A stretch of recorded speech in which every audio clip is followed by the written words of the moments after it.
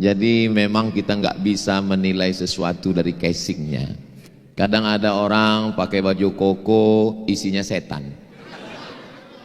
Mohon maaf, yang pakai baju koko jangan tersinggung. Ada orang yang pakai baju kaos, celana jin, isinya memang jin. Nah, itu. Tapi insya Allah semua yang hadir ini semuanya baik-baik insya Allah. Amin. Yang sama kita hormati Bapak Rektor, mudah-mudahan sehat badan, istiqomah iman dan Islam. Ibu Ketua Senat, Bapak Ibu Ketua Prodi, Bapak Dekan Ketua Prodi, hadirin hadirat, adik-adik mahasiswa, calon orang-orang pemimpin masa depan yang akan membahagiakan orang tua dan mertua. Kuat kali aminnya. Ustaz Somad ini yang disapa hanya yang ada jabatan saja. Semua hadirin hadirat, muslimin muslimat, mukminin mukminat, solihin solihat, yang belum kawin dan belum sunat. Semua yang hadir ini dimuliakan Allah Subhanahu wa taala. Kabarnya yang daftar acara ini 3.700 orang. Tapi ruangan ini hanya menampung sekitar 300 sampai 400. Sisanya ada di sayap kanan, kiri dan bawah. Untuk mereka yang tidak melihat secara langsung tapi melalui videotron, kita sapa mereka. Hai Besti. Hai guys. Adapun yang di ruangan ini adalah mereka yang disebut dengan golongan VVIP. Very very important person. Tapi yang berada di luar ruangan ini jangan berkecil hati, karena kalian melihat saya di videotron itu jauh lebih putih dan lebih ganteng. Yang pertama, nilai dulu kita bahas. Apa itu nilai? Nilai itu ya IPK. Nilai. Semua itu ada nilainya. Jadi nggak bisa sesuatu, ada price, ada harganya. Apa nilai yang bisa kita ambil dari bulan? Nah, setelah nilai Ramadan. Saya terus terang sampai sekarang nggak tahu arti Februari itu, nggak tahu saya. Maret juga nggak tahu saya. Tapi kalau Mei saya tahu karena lahir saya bulan Mei. Mei itu artinya maybe yes, maybe no. Kalau Januari itu artinya gambar patung yang kepalanya dua, satu arah depan, kepalanya satu tapi mukanya dua, satu arah depan, satu arah belakang. Namanya patung, nggak usah sebut namanya, takutnya ada yang namanya mirip macam itu. Kenapa patung itu wajahnya dua? Karena dia menghadap ke masa lalu 2025 dan dia menghadap ke masa depan 2026. Jangan pandang masa lalu. Kenapa? Karena masa depan untuk kita berdua. Maksudnya saya dengan Pak Rektor. Karena kan kami yang dua pakai rompi kan, rompi Itera. Nah, Ramadan itu artinya apa? Ramadan diambil dari bahasa Arab, akar katanya ramba. Ramba artinya panas. Kenapa disebut Ramadan itu panas? Karena tenggorokan orang yang puasa itu panas karena air nggak lewat di lehernya selama 14 jam. Maka disebut dengan Ramadan, ramba, panas.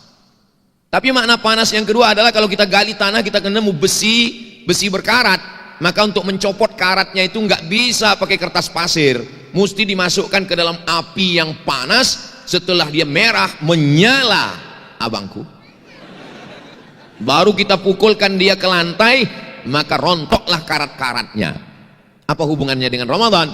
Kita juga selama 11 bulan ini mata kita berkarat, telinga kita berkarat, hati kita berkarat, pikiran kita berkarat. Maka masuk ke dalam Ramadan, maka keluar dari Ramadan itu nanti copotlah karat-karatnya insya Allah. Tolong ini ingat baik-baik karena mungkin akan keluar dalam UAS ujian akhir semester. Bisa jadi keluar nanti. Apakah makna Ramadan? Jangan sampai jawabannya keluar Ramadan adalah 24 karat. Makanya kalau ngaji betul, tapi nggak usah terlalu tertekan. Karena walaupun nggak nangkap di sini, ini rekamannya nanti bisa diulang di Ustadz Abdul Somad Official. Subscribe, like, share, and comment. Nah, makna Ramadan yang kedua adalah itu di Mesir gedung-gedung nggak ada dicat karena warnanya warna debu. Dicat bagus pun kalau udah datang hujan debu jadi warna debu lagi. Sampai daun pun nggak kelihatan hijau, bunga pun nggak kelihatan merah, warna debu. Tapi begitu habis musim panas, pas mau musim dingin turun hujan. Hujan itu bahasa Arabnya ramda. Hujan antar musim itu namanya ramda. Ketika hujan itu turun, maka debu-debu yang ada di permukaan bunga dan daun hilang, kelihatanlah warna aslinya. Kita juga selama 11 bulan ini mata kita berdebu, telinga kita berdebu, lidah kita berdebu, maka datang Ramadan, keluar dari Ramadan, keluar dari Ramadan, kita kembali ke warna aslinya, kita kembali cerah seperti bunga-bunga yang ada di hadapan. Ini asli. Alhamdulillah. Di tempat lain banyak plastik. Memang ITERA ini nggak mau pakai yang palsu-palsu, asli semua.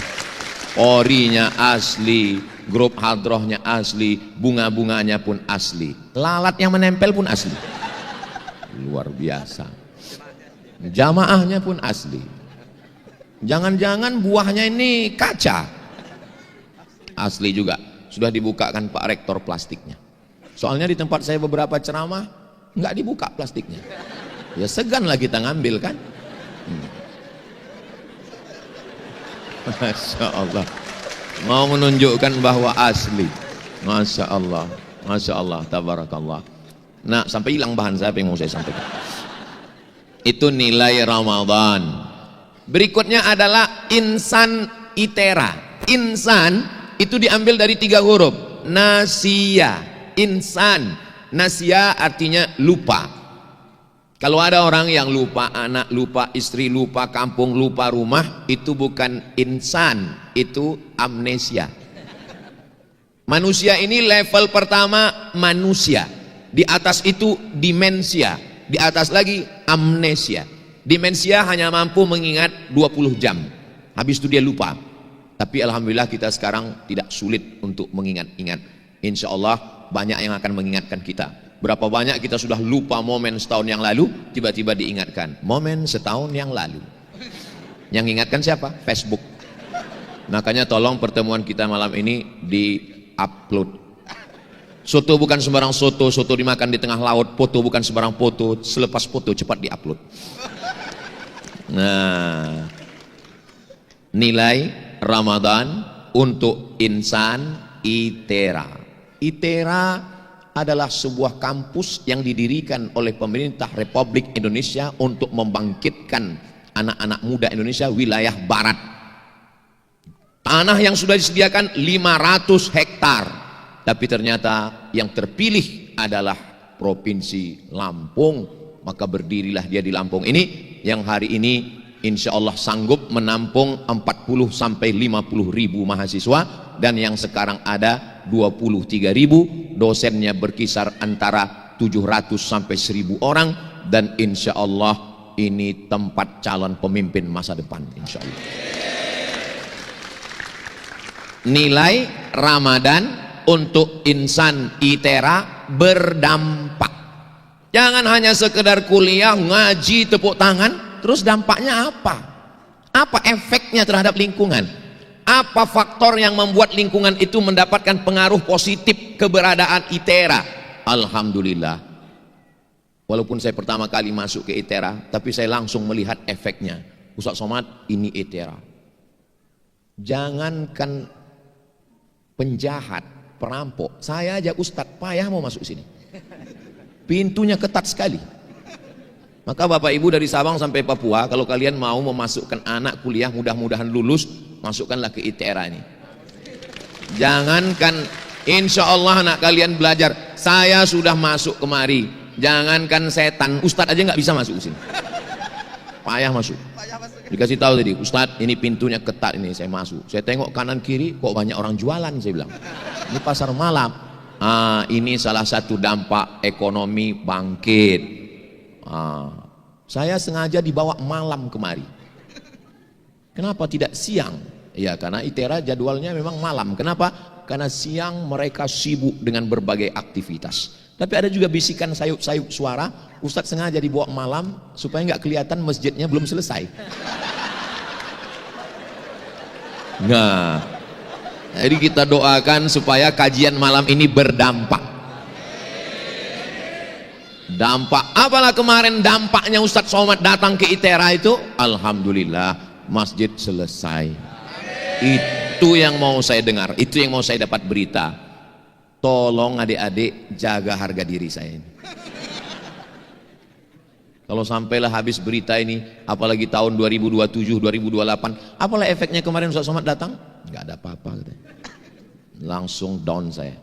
Tapi insya Allah, kalaupun berefek, alhamdulillah. Nggak berefek, innalillah. Nilai Ramadan untuk insan ITERA berdampak. Saya ringkaskan dalam 5 poin. Memang saya di mana-mana kalau tausiah itu pakai poin-poin. Memang dari dulu begitu. Kenapa? Karena saya seorang dosen. Jadi kalau saya ngajar tuh pakai poin supaya mahasiswa nggak sibuk lagi memikirkan apa omongan dia tadi. Karena saya pernah seminar dengan teman saya berdua. Datang profesor, teman saya bisik, Mat, kata dia, ya, kau paham apa yang dia bilang? Enggak, saya bilang. Terus dia nanya, kenapa kita nggak paham ya? Saya bilang, gara-gara kita nggak paham, itulah dia profesor, saya bilang. Sejak itu kalau saya ngomong, saya buat sengaja pakai poin, supaya masyarakat mudah paham, mahasiswa bisa ngingat, dan intel mudah buat laporan. Itu tujuan saya. Kalau adik-adik nanti ditanya orang, kenal sama Ustadz Somad? Kenal. Pernah ketemu? Oh ya, waktu dulu kami di ITERA dia datang. Kenapa dia kalau ngomong itu pakai poin-poin? Udah dijelaskannya dulu, cuman aku lupa apa kata dia. Kenapa kau lupa? Karena aku insan. Insan itu kan asalnya nasia. Nasia itu artinya lupa. Semua aku lupa, kecuali kamu. Saya heran saya. Kenapa saya kalau ceramah di kampus itu, bawaan saya itu romantis saja. Beda kalau ceramah di panti jompo. Bawaannya ingat mati aja. Iya. Ini sekarang nih saya rasa-rasanya rasa semester 7 sekarang. Apalagi dipakaikan rompi ITERA ini. Masya Allah, tabarakallah. Rasa-rasa nggak mau dilepas sampai akhir hayat. 5 nilai Ramadan untuk insan ITERA. Kira-kira bisa diingat nggak? Belum saya sampaikan. Yang pertama, Ramadan mengajarkan kita tentang tekad yang kuat. Orang yang tidak Islam nggak tahu namanya, tapi orang Islam tahu namanya. Tekad yang kuat itu namanya niat.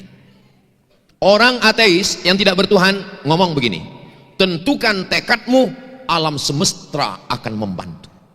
Tentukan tekadmu, alam semesta akan membantu. Karena dia nggak percaya Tuhan. Tapi orang yang bertuhan mengatakan, kuatkan niatmu, Allah yang akan menolong. Itulah beda orang bertuhan dengan berhantu. Kita bertuhan, tentukan niatmu, insya Allah Allah yang akan menolong. Sehingga kalau dia berhasil, dia tidak berkata aku, dan kalau dia gagal, dia tidak akan anxiety, depresi, bunuh diri. Dia akan berkata, rencana Tuhan jauh lebih indah daripada rencana aku. Tapi jangan omongan, tolong omongan saya jangan dipotong. Soalnya banyak yang motong 1 menit dimasukkan ke upload, dimasukkan ke TikTok. Begitu nilai dia IP-nya 2,5, pulang kampung bapaknya nanya, kenapa nilai kau begini? Rencana Tuhan jauh lebih indah. Nah, dari mana kau dapat? Dari Ustadz Somad. Memang Ustadz sesat katanya. Padahal maksud saya, dengan tekad kuat itu, kalau dia berhasil dia tidak sombong, kalau dia gagal dia tidak stres, depresi, dan bunuh diri. Itu yang disebut dengan kesehatan mental. Apa bahasa Inggrisnya itu Pak? Mental health. Siapa bilang bahasa Inggris nggak ada makharijul hurufnya? Itu health, itu huruf tha kalau bahasa Arab. Alif, ba, ta, tha. Health. Makanya kalau nanya orang, bagaimana kesehatanmu? How about your health? Coba kalau salah nyebutnya, how about your health? Go to hell. Bagaimana kesehatanmu? Mental health artinya kesehatan mental. Berawal dari niat. Di bulan puasa niat kita selesai tarawih. Nawulis sawm yarhamkumullah. Nawaitu sawma ghadin an ada'i fardhi syahri Ramadan hadhihi sanati lillahi ta'ala. Kenapa di masjid-masjid Indonesia ada begitu? Di Mesir nggak ada, di Maroko nggak ada, di Sudan nggak ada, Kenapa di Indonesia habis tarawih makmumnya disuruh niat habis isya? Lama saya mikir, rupanya di tempat kita banyak yang bangunnya kesiangan. Sedangkan niat mesti dipasang sebelum azan subuh. Jadi sebetulnya niat itu sebelum subuh makan sahur. Aku nggak mau sahur. Kenapa nggak sahur? Diet. Kata Nabi, andai nggak mau sahur, tetap makan sahur jur'atan minal ma, seteguk air. Adik-adik yang menjaga tubuh, tetap. Ini Ustaz Somad dari dulu tubuhnya gini kayaknya jaga. Enggak. Ustaz sampai sekarang ada pantangan. Ada Pak, pantang dekat, habis. Ustaz gimana? Ustaz sehat. Saya sehat, saya bilang. Masa Ustaz nggak ada penyakit? Enggak ada. Kenapa? Karena saya nggak pernah periksa.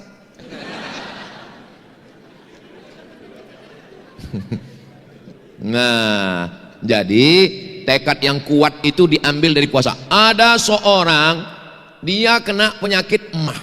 Biasanya orang kena penyakit emah ini kalau dia sudah nikah. Mah. Makanya kalau ada mahasiswi sakit emah, aduh parah itu. Dia kena penyakit emah. Kau mana bawa tas laptop. Disangka orang bawa laptop, isinya roti gabin. Karena ketika asam lambung naik, masuk roti. Asam lambung naik, masuk roti. Karena asam lambung keluar, asam lambung itu mesti ada yang dia peras. Kalau nggak ada, ususnya berputar, maka luka berdarah. Ada luka yang nggak berdarah Pak Ustadz? Apa itu? Ditinggal nikah?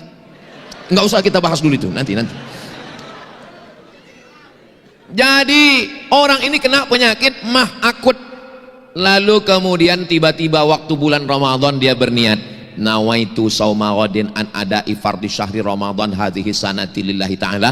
Siang, sore, sampai azan maghrib, ususnya nggak ada terasa melilit dan nggak ada terasa asam lambung keluar, dan dia nyaman. Akhirnya dia tanya dokter, Pak dokter, ya, kenapa kalau saya nggak puasa jam 9, jam 12, jam 3, jam 5 terasa melilit, asam lambung naik, tapi kenapa ketika saya puasa nggak ada?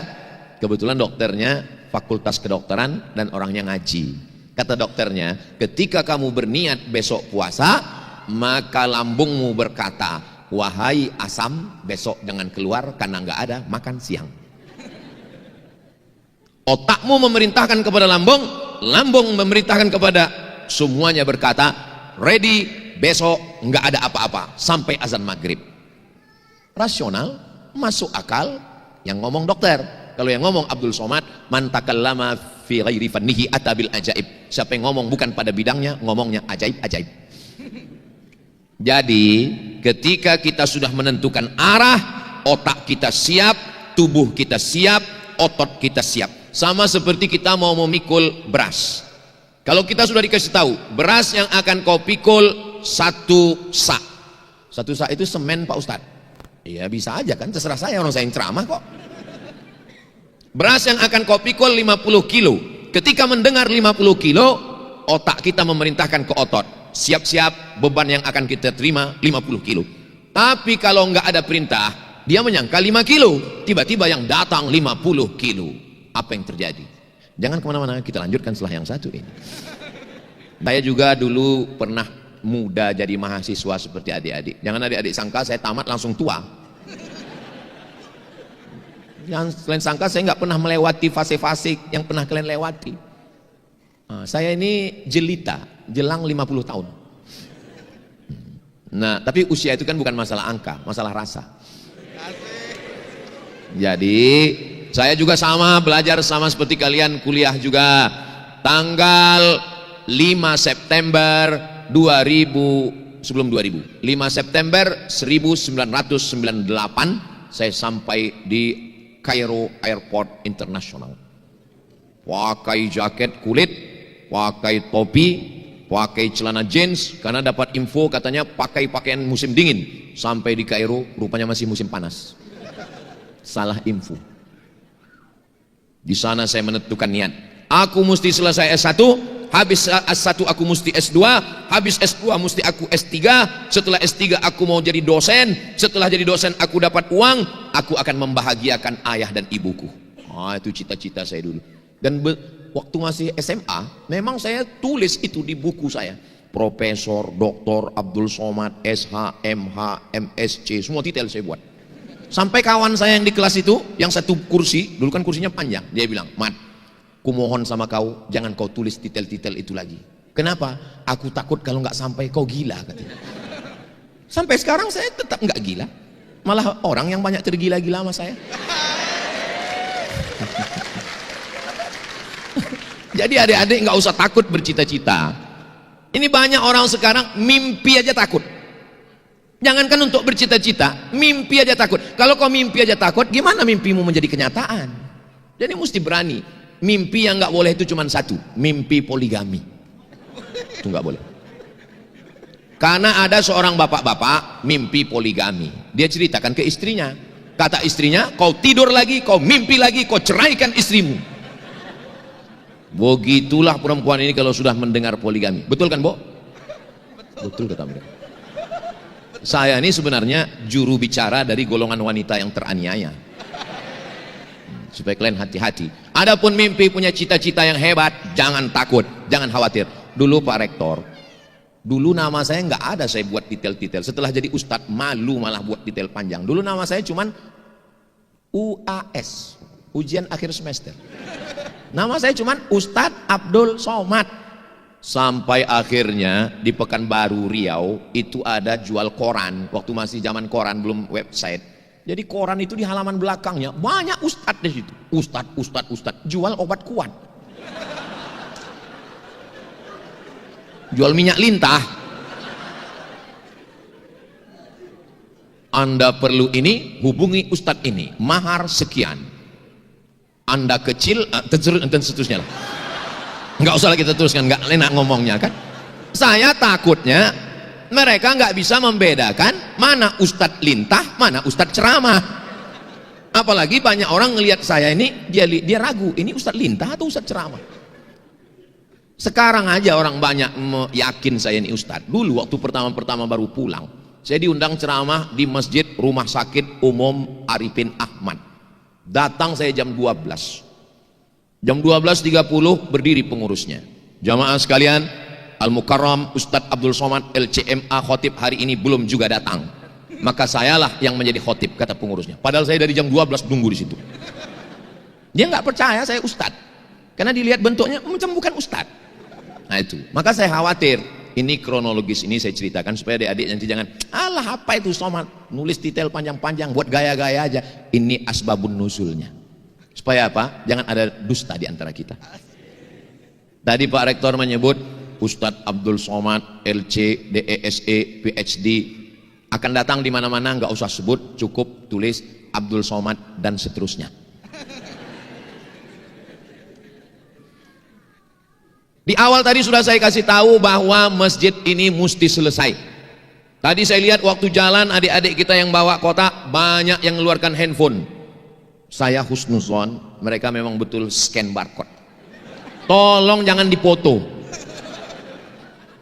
Jadi masih kotaknya masih bisa jalan lagi, silakan jalan.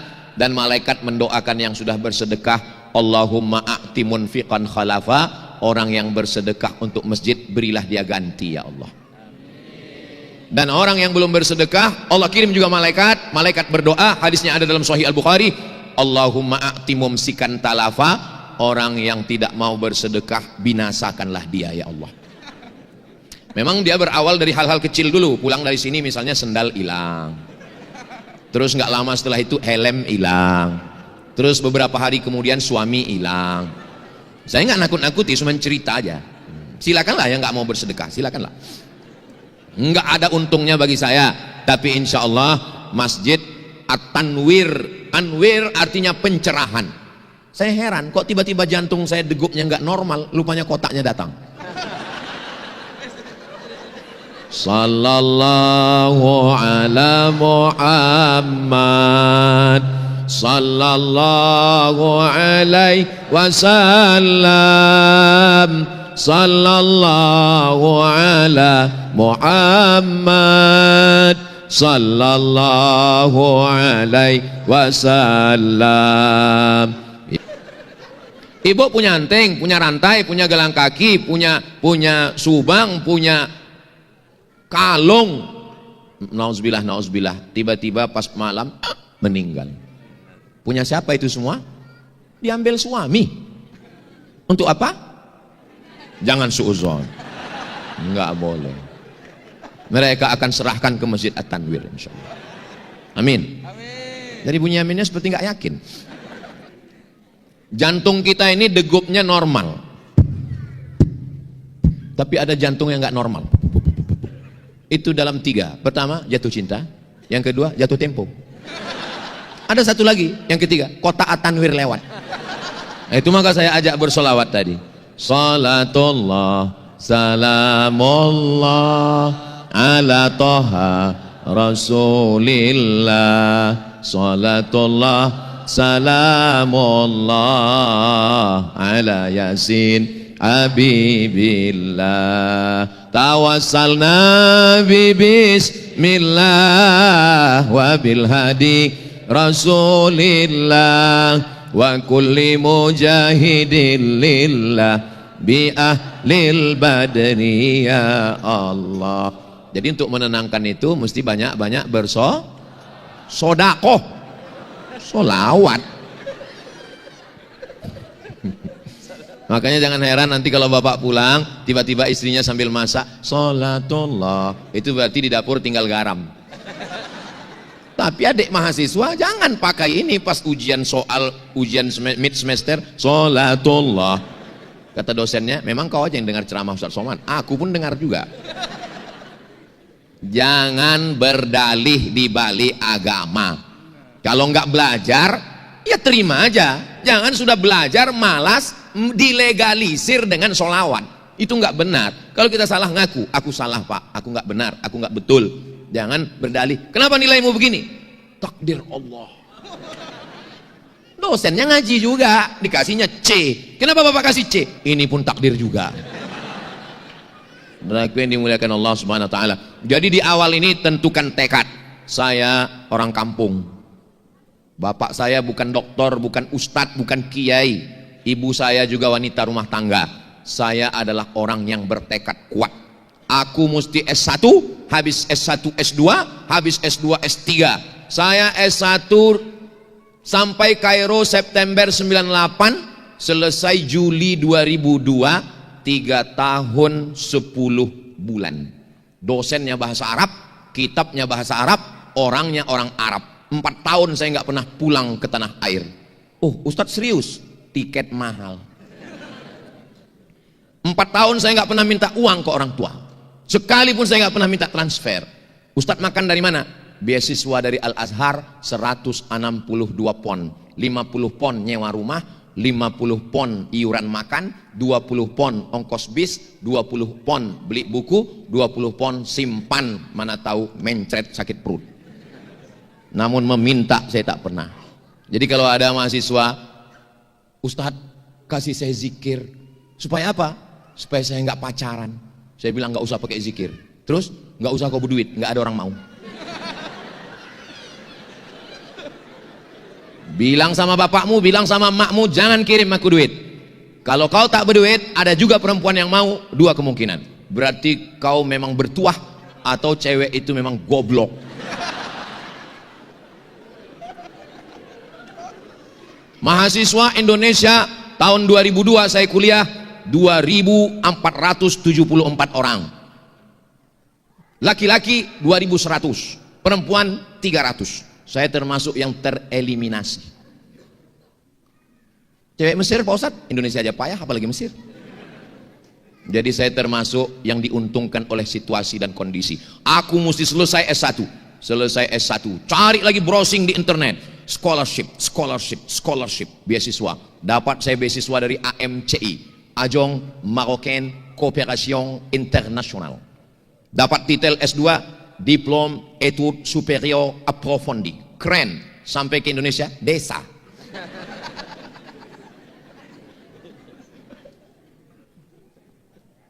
Diplôme Études Supérieures Approfondies. Bahasa Arabnya Ad-Dirasah Al-Ulia Al-Mu'ammakah, Magister. Sampai ke Indonesia, tulis menurut titel asli. Habis itu saya lanjut lagi S3, PhD, Doctor of Philosophy. Pokoknya selama 3 S1, S2, S3 saya nggak pernah minta duit. Terus cukup beasiswa Ustadz? ibarat naik sampan hampir tenggelam. Susah mengungkapkannya dengan kata-kata. Dari mana Ustaz bisa dapat duit? Naik kapal laut 2 hari 2 malam menyeberangi Laut Merah sampai ke Saudi Arabia, melayani jamaah haji yang sombongnya minta ampun. Sudah lama kau jadi TKI? Ya Allah, saya nggak nyangka kalau waktu itu bahwa saya akan jadi ustadz viral. Kok tahu saya catat namanya, saya datangi sekarang. Udah lama kau jadi TKI gitu. TKI itu pahlawan devisa Pak, mereka bayar pajak, nggak usah kau sepelekan. Tapi saya waktu itu belum berani jawab, dalam hati aja diam. Saya mahasiswa Pak, ngapain kau kuliah jauh-jauh ke sini? Nggak ada rupanya kuliah di Pekanbaru, nggak ada rupanya tempat kuliah di Indonesia. Ada Pak, tapi sidang terbuka 10 juta, tertutup 15, buka tutup 25. Aku nggak ada duit Pak. Diam dia. Itulah sifat orang Indonesia, bukannya membantu, mengejek, merendahkan kita lagi. Tapi yang begitu-gitu tuh malah menjadi cambuk bagi saya. Aku mesti doktor. Dan saya bertekad nanti kalau aku sudah S1, S2, S3, aku akan menjadi dosen internasional. Aku mau bawa ijazahku ini ke Malaysia dan Brunei Darussalam. Karena waktu itu saya tahu kalau mengajar di luar gajinya dolar, duitnya banyak. Saya dengar-dengar katanya di Indonesia itu dosen artinya gajinya 2 sen. Dulu sebelum reformasi. Tapi sekarang di ITERA ini dosennya makmur. Kaya dosennya. Bahkan ada dosen yang lahirnya tahun 1999. Berarti umurnya baru 26 masuk 27, belum ulang tahun. Anak muda jadi dosen. Wow, amazing. Luar biasa. Sukses-sukses alumni ITERA insyaallah. Walaupun kita beda disiplin ilmu, saya ilmu Islamic Studies, adik-adik teknologi, tapi tujuan kita sama untuk mencari ridho Allah, bahagiakan orang tua, bahagiakan orang tua, bahagiakan orang tua. Saya sudah membuktikan, kalau kalian bahagiakan orang tua, jangan susahkan dia. Ini ada sekarang mahasiswa, kerjanya hanya menyusahkan orang tua. Dari mulai mengandung menyusahkan, melahirkan menyusahkan, sampai kuliah passwordnya 3 aja. Mak, mau kuliah, mak, mau nikah, mak, mau lahir anak, mak. Begitu maknya marah, kenapa kau menyusahkan? Dituntutnya maknya ke pengadilan, kenapa kau lahirkan aku? Memang anak neraka jahanam. Dan yang model-model begini tidak ada di ITERA. Ini kalau saya lihat dari senyum anak-anak ITERA ini semuanya adalah anak-anak yang berbakti kepada orang tua. Wajah-wajah bahagia penghuni surga. Dan mereka ini orang-orang yang nggak ada utang. Ustaz kok tahu? Ya dari senyum orang. Orang kalau ada utang senyumnya nggak bisa lepas begini, tertahan. Ini bisa lepas, nih luar biasa. Mudah-mudahan yang ada utang lunas utangnya insya Allah. Banyak juga yang berutang. Jadi adik-adik sekalian, kuatkan tekad kalian. Iya Ustaz Somad kan belajarnya Islamic Studies, kami belajarnya teknologi, mata kuliahnya susah. Jangan cerita susah sama saya. Kami di Mesir itu tidak hanya berhadapan dengan Musa, Fir'aun kami hadapi. Bayangkan, Abdul Somad, kau belajar di Mesir, kalau kau tidak lulus 3 mata kuliah, ngulang. Karena sistemnya bukan SKS, gugur. Kalau sampai 1 tahun tidak naik tingkat, beasiswa potong 50%. Kalau 2 tahun nggak naik, DO pulang, nggak dikasih tiket. Siap-siap buat rakit hanyut dari Sungai Nil ke Sungai Siak. Jadi kami, apalagi sebelum berangkat saya sudah dikasih tahu sama kakak ibu saya, kau mau kemana? Aku mau ke Mesir. Ku dengar di Mesir itu banyak orang yang susah tamat Al-Azhar dan mereka bunuh diri di Sungai Nil. Memang betul. Tiba-tiba waktu belajar gagal saya mata kuliah 1. Sempat pergi guys saya ke Sungai Nil itu. Mancing kami di Sungai Nil. Nyantai aja bro, nggak usah serius sekali. Nah, macam-macam suka duka dihadapi. Akhirnya selesai. Saya sempat membahagiakan emak saya 11 tahun. Saya lulus jadi dosen 2008. Dia meninggal Maret 2019. Saya keluar dari PNS Juni 2019. Ternyata saya lulus PNS itu hanya membahagiakan dia. Begitu dia meninggal, saya pun keluar dari PNS. Ternyata PNS itu hanya untuk dia. Karena orang tua anaknya dianggap berhasil kalau sudah PNS. Aku mak ijazah luar negeri, LC dari Mesir, MA dari Maroko, tapi kau belum PNS.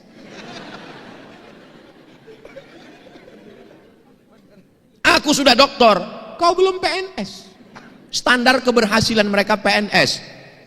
Maka orang tua kita ini mesti diluruskan. Di sini saya luruskan kepada orang tua yang menonton di sana, tolong kalian tonton, bahwa jangan kalian tuntut anak kalian terlalu tinggi seperti orang tua saya menuntut saya, karena anak kalian tidak sekuat saya. Bapak ibu yang ada di rumah, saya adalah generasi yang sabar untuk menonton musik, menunggu hari Ahad, hari Minggu jam 11 siang untuk nunggu album Minggu. Masih ingat? Yang ingat berarti udah tua. Saya adalah generasi yang sabar untuk nonton sinetron tentang perbudakan, Little Missy dengan Tuan Baron. Tidak sekejam itu Ferguson. Tapi anak-anak kalian adalah anak-anak yang kalau mau dengar musik langsung buka YouTube. Anak kalian kalau mau nonton langsung buka Netflix. Maka anak kalian generasi strawberry. Sedangkan Abdul Somad adalah generasi batu bara. Batu yang membara. Maka jangan terlalu kalian tekan anak kalian. Aku khawatir mereka stres, depresi, anxiety, dan bunuh diri. Tapi insya Allah di sini mereka kuat semua. Kenapa? Ketika mereka mulai lemah, dipukul pakai gendang. Sallallahu ala, bangkit lagi. Begitu mereka sudah mulai down, langsung dibacakan ruqyah. Allahu la ilaha illa huwal hayyul qayyum. Langsung sehat. Jadi anak-anak Anda yang belajar di ITERA ini tidak hanya belajar teknologi, tapi mereka juga kuat dalam menjalankan, mempelajari, mendalami agama Islam, walaupun hanya 2 SKS, 16 tatap muka, potong pertemuan pertama, potong pertemuan mid semester, potong akhir semester, libur asap dan banjir. Tapi insya Allah lingkungan mereka baik. Saya sudah melihat sendiri lingkungannya, insya Allah baik-baik. Mudah-mudahan anak-anak kita terjaga insya Allah. Ini nilai pertama. Astagfirullahaladzim. Tadi saya mulai jam 9, sekarang sudah jam 10 kurang 15. Yang mau disampaikan 5, baru 1. Ternyata kalau ngomong di depan orang yang hatinya tulus ikhlas itu ya, enggak terasa waktu itu berjalan begitu cepat. Ustadz ngomong basa-basi aja mentang-mentang di depan kami. Enggak, ini jujur. Saya pernah ceramah 5 menit, lamanya minta ampun. Kapan itu? Buka puasa bersama. Saya diundang sama ibu ketua pengadilan tinggi provinsi. Ustadz Somad, tolong datang ceramah di kantor pengadilan tinggi, acara buka bersama ya. Mohon maaf bu, 11 jariku angkat, 11 dengan kepala. Mohon maaf, saya nggak siap ceramah menjelang berbuka. Kenapa Pak Ustadz? Mereka menderita, aku tersiksa. Gimana kita mau ceramah nyaman? Mereka bukan yang ngelihat kita, nunduk aja semua. Semuanya nunggu azan. Allahu Akbar, Allahu Akbar. Lalu mereka senyum. Baru datang panitia mendekat. Alhamdulillah Ustadz, sudah azan. Kita pun baca doa, Allahumma lakasuntu. Enggak lama datang satu lagi, azan Jakarta Pak Ustaz. Tapi di ITERA ini saya ceramah mengalir, enggak terasa waktu sudah mau habis. Ini kalau saya teruskan 5 poin, sahur bersama kita ini. Makanan sudah lengkap semua. Secukupnya aja lah ya. Berapa yang dapat? Nanti kelanjutannya kita lanjutkan tahun depan setelah masjid selesai.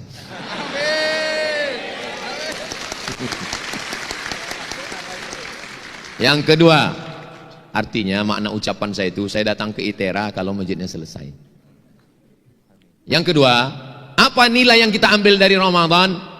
Di bulan Ramadan, masukkan air ke mulut sekali, meludahnya 5 kali. Waktu kumur-kumur buka puasa, waktu kumur-kumur zuhur, waktu kumur-kumur ashar, masukkan airnya sekali ke mulut, meludahnya sampai 5 kali.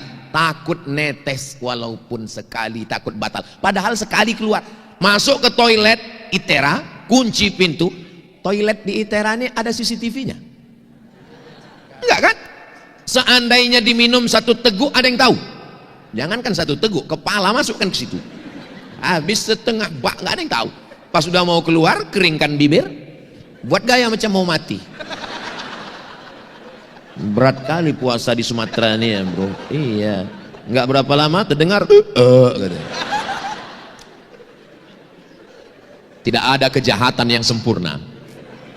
Kenapa orang tidak mau melakukan itu? Yang sedang diambil dari nilai Ramadan adalah integritas. Integritas itu berasal dari kata apa? Integrasi, menyatu antara pikiran, hati, dan ucapan. Lain di bibir, lain di hati, namanya munafik. Tapi ketika sedang bulan puasa, ada orang yang ngajak kita cerita, khususnya ibu-ibu, kabarnya anak siamu, suami sianu, mantu sianu, mantu sianu. Ibu nggak mau bicara aib orang lain. Shhh, jangan bicara aib orang lain. Stop, kita sedang puasa. Habis buka kita lanjutkan. Adik-adik yang hebat karate, hebat judo, hebat taekwondo, tiba-tiba datang orang ngajak kelahi. Berani kau sama aku? Ana soim, aku sedang puasa. Berani nantang? Aku sedang puasa. Karena diajarkan jangan ngelawan sedang puasa. Habis buka puasa, aku pecahkan ginjal kau. Apa nilai yang kita ambil? Nilai integritas. Seandainya nilai Ramadan ini dibawa keluar Ramadan, apa yang terjadi? Inspektorat Jenderal bubar, polisi istirahat, KPK kembali kepada bentuk yang semula, jaksa balik ke kejaksaan, polisi balik ke kepolisian, KPK dibubarkan. Semakin banyak lembaga menghabiskan anggaran belanja negara, dan kunci kalau mau berintegritas ini salah satunya adalah kembali kepada nilai-nilai Ramadan. Dan saya sepanjang ceramah rasanya membahas nilai Ramadan yang paling dalam di ITERA ini, sedalam hubungan kita. Saudara yang dimuliakan Allah Subhanahu wa taala, godaan kalian sama godaan saya waktu kuliah nggak sama. Saya sampai ke Mesir 1998 nggak ada internet. Saya baru punya email tahun 99. 98 nggak ada handphone. Baru punya handphone setelah selesai kuliah. Waktu itu godaan kami cuman warnet, warung internet. Kalau mau kenalan sama orang mesti langsung. Kalaupun mau kenalan sama cewek, ya kami dulu ada nafsu juga sama cewek. Kenalannya paling pakai MERC, ASL please. Hai. Berapa kali saya ngerjain orang nyamar jadi cewek.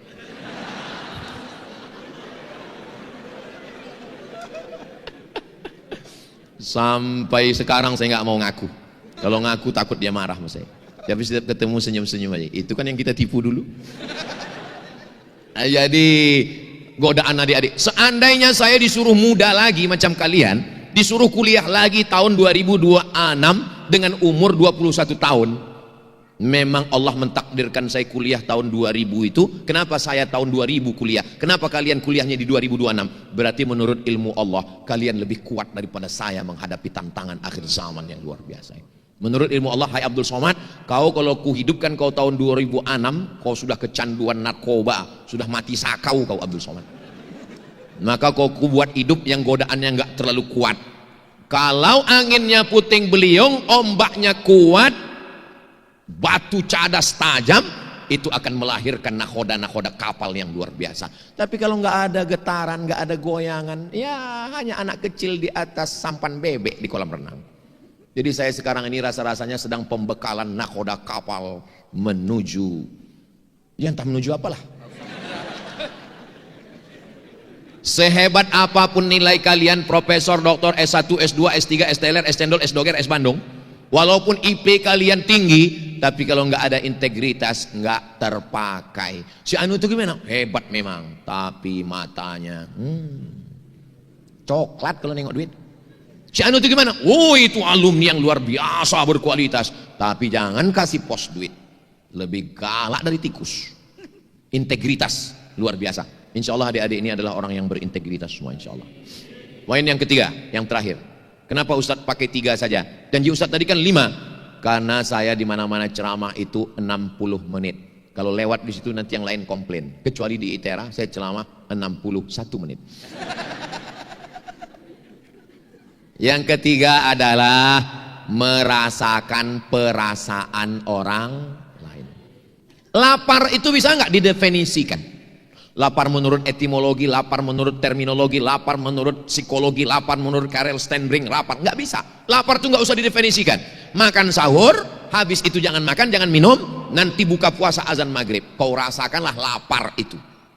Seminar lapar internasional, narasumbernya kenyang, panitianya kenyang, tidak akan melahirkan apa-apa. Kenapa? Karena orang kenyang tidak bisa bicara lapar. Makanya kita disuruh lapar. Apa itu lapar? Kalau sudah usus melilit, kerongkongan tercekik, tidak ada beda antara diplomat, penjual tomat, dan Ustadz Somad. Semuanya kalau sudah gula darahnya turun, emosinya naik, bawaannya mau ngamuk saja. Betul Bu? Betul kata mereka. Maka ketika itu kita sedang merasakan perasaan orang lain.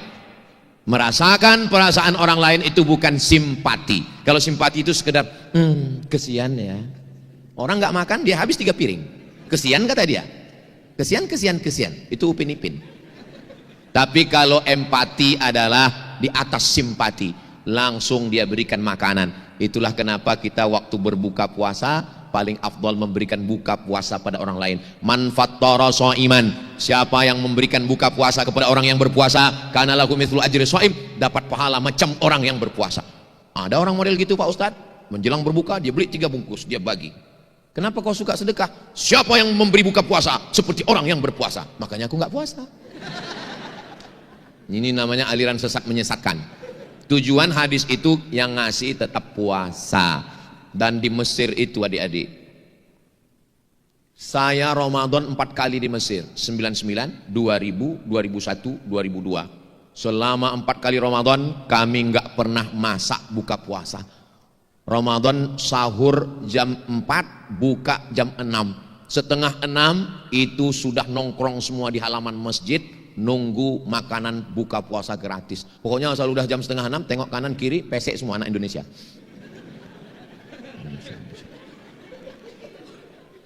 Di Mesir itu, Mesir tidak kaya seperti Saudi Arabia. Kalau ada orang Madinah, orang Makkah narik-narik tangan kita waktu mau haji umrah, haji, jangan heran karena mereka kaya. Tapi Mesir susah, miskin, tapi semangat bersedekahnya luar biasa. Kadang kita ketemu di jalan, orang Mesir langsung nanya, Indonesia?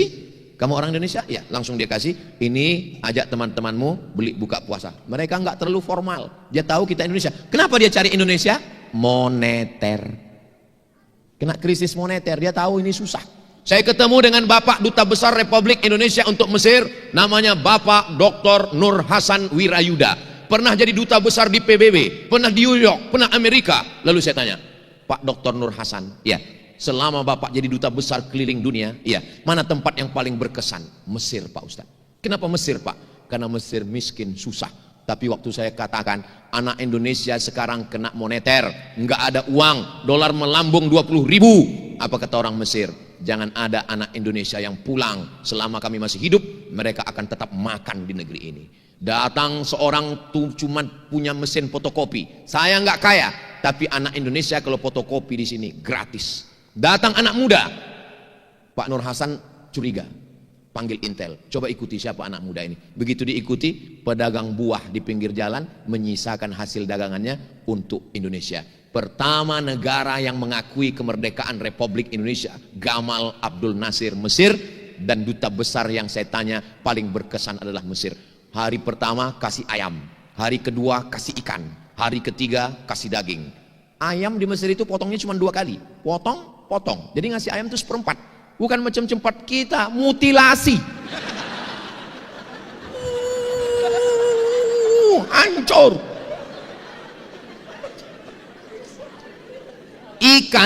Ikan itu padahal Mesir cuma sungai Nil. Ikan itu 1 orang 1 ekor, besar sepiring. Dagingnya dipotong petak-petak. Cuman karena mereka ini masaknya nggak sehebat kita. Kita ini kan, ada santannya, ada ini. Dia cuma pakai fil-fil aswad, itu namanya jintan hitam, pakai bawang bombay. Ya tapi karena lapar habis juga. Menunya 3 hari tukar. Maka saya dengan kawan-kawan saya di Yayasan Tabung Wakaf Umat di Pekanbaru Riau, saya bilang, kita dulu di Mesir dikasih buka puasa, ini adik-adik kita mahasiswa banyak, maka kita buatkan buka bersama. Alhamdulillah kami bisa memberikan 300 porsi, dan 27 Ramadan itu ada buka bersama 1000 porsi. Saya yang ustadz biasa-biasa aja bisa, apalagi adik-adik yang calon-calon alumni yang akan jadi pejabat-pejabat, orang-orang kaya, perusahaan-perusahaan, orang-orang konglomerat. Nanti kalau kalian kaya, insya Allah bermanfaat, berdampak untuk orang lain, insya Allah. Amin. Ada kebahagiaan yang luar biasa ketika kita bisa memberikan. Saya bukan orang kaya, saya ustadz yang biasa-biasa saja. Saya 1 bulan menanggung beasiswa santri 150 orang. SMP kelas 1 25, kelas 2 25, kelas 3 25, SMA kelas 1 25, 25, 150 orang. Terus ustadz dapat duitnya dari mana? Dari YouTube. Jadi kalau Bapak Ibu nonton YouTube Ustadz Abdul Somad yang subscribernya 5 juta itu, maksudnya yang belum subscribe, tolonglah subscribe. Itu sejak Juli 2019 setiap bulan dapat uang 120 juta. Enggak pernah masuk ke rekening saya seperak, serupiah, seberapapun. Semuanya untuk bayar listrik, gaji guru, untuk beli beras, untuk dapur, bayar air, semuanya habis. Makanya saya sangat sakit hati kalau ada orang yang ngejek-ngejek saya. Alah, Somad itu pakai mobil itu duitnya kan dari YouTube. Kok nuduh dia begitu? Ya aku dengar suara knalpotnya tup tup tup tup tup. Saudara yang dimuliakan Allah SWT. Untuk apa Ustaz ceritakan itu di ITERA ini? Supaya adik-adik yang sekarang belajar, nanti kalian punya cita-cita, kalian jaga yang 3. Tentukan arah kapal kalian mau bersandar kemana, dan kalian bisa merasakan perasaan orang lain. Kalian menjaga integritas, jangan bully, jangan ejek orang. Kenapa? Karena kalau kau ejek sekarang orang, nasib orang kita nggak tahu. Kalau sekarang kau kaya, yang kaya bapakmu. Kalau sekarang kaya makmu. Kalau bapakmu mati, makmu diambil berondong, habis harta warisannya. Kalau hari ini kita mengusap kepala anak orang, besok pagi kepala anak kita diusap orang. Jangan sombong. Rumput yang kau injak hari ini, besok pagi akan tumbuh di atas kuburmu. Boleh untuk update status besok pagi. Jadi kesimpulannya, kita hidup ini berjalan seperti niat baik kita. Setelah kita tetapkan target kita sampai, insya Allah kita jaga integritas, dan setelah itu kita berempati. Adik-adik semua bermanfaat untuk umat dan bangsa insya Allah. Panjang umur, sehat badan. Saya akan datang lagi dalam beberapa momen di ITERA. Ada momen peresmian Masjid At-Tanwir, ada momen acara reuni akbar alumni ITERA internasional tahun 2055. Sekarang 2026, 2036, 2046, 2056. Saya diundang sama alumni-alumni yang waktu itu ada yang menteri, ada yang gubernur, ada yang staf ahli, ada yang duta besar, insya Allah. Dan dijemput dari Pekanbaru naik helikopter. Langsung turun di ITERA, dan acaranya siang karena masjid udah siap. Karena siang. Waktu itu saya yang ceramah. Di tahun 2056 itu adik-adik semua udah pakai jas, pakai dasi, dan mereka ngusap pakai tisu semua karena kepanasan kan, pakai jas, pakai dasi. Waktu itu saya yang ceramah. Ibu-ibu sebagian, bapak-bapak udah meninggal. Saya masih hidup. Ketika tahun 2056 itu, apalah yang mengalir ke kalian yang sudah meninggal?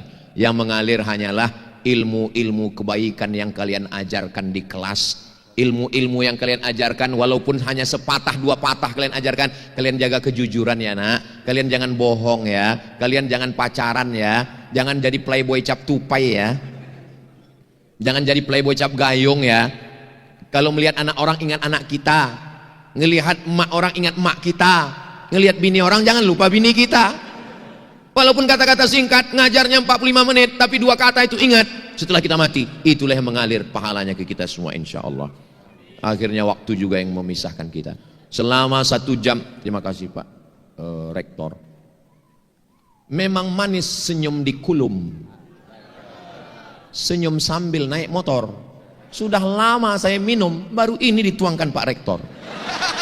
Masya Allah.